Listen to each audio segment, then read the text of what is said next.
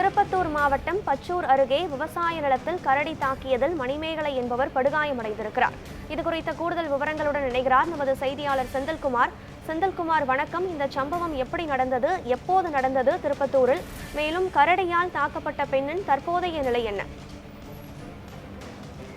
திருப்பத்தூர் மாவட்டம் பச்சூர் பகுதியில் பேட்டராயன் வட்டம் கல்தாப் மலை பகுதியில், அதாவது பச்சூர் காட்டுவாழ் பகுதிகளில் கரடி தற்பொழுது உலா வந்து கொண்டிருக்கிறது. கரடிகள் 4 குட்டி கரடிகளும் 2 பெரிய கரடிகள் உலா வருவதாக கூறப்படுகிறது. இந்நிலையில் அந்த குட்டி கரடிகளை மணிமேகலை என்ற விவசாய பெண் ஒருவர் வீடியோ எடுத்துள்ளார்.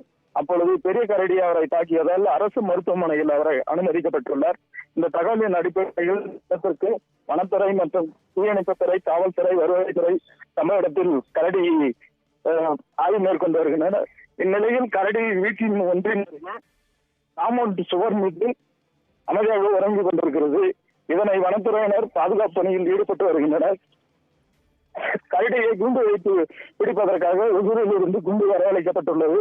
இதனைத் தொடர்ந்து சம்பவ இடத்தில் பல்வேறு அதிகாரிகள் பார்வையிட்டு வருகின்றனர். விவரங்களை வழங்கியமைக்கு நன்றி செந்தில்குமார்.